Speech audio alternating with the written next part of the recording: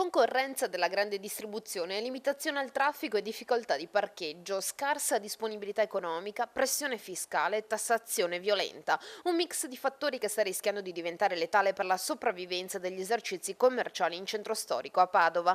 Un tempo punto di riferimento per l'acquisto di beni alimentari al dettaglio, ora faticano a proseguire l'attività. C'è chi dice che Padova sia morta, ma i commercianti dicono: Padova morta? No. Padova è una città viva, è una città che dà risposte ai suoi clienti, ai suoi visitatori e a chi viene a Padova. Le difficoltà sono molteplici, sono caratterizzate da un po' dall'andamento politico che quando uno apre la televisione, scusatemi, però si deprime.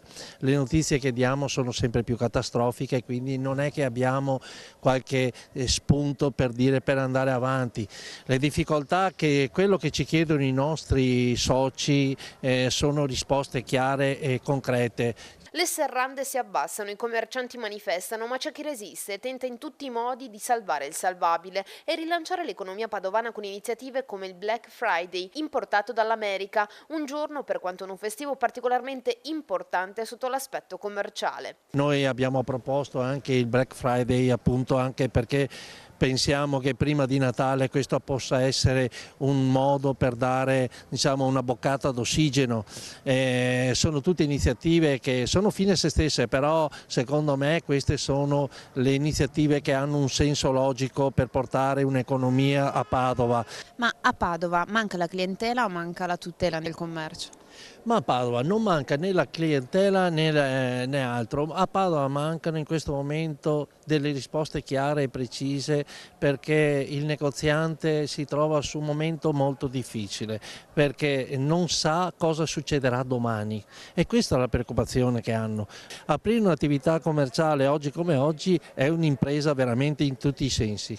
Quali sono invece le risposte che l'amministrazione comunale ha dato sino ad oggi ai commercianti?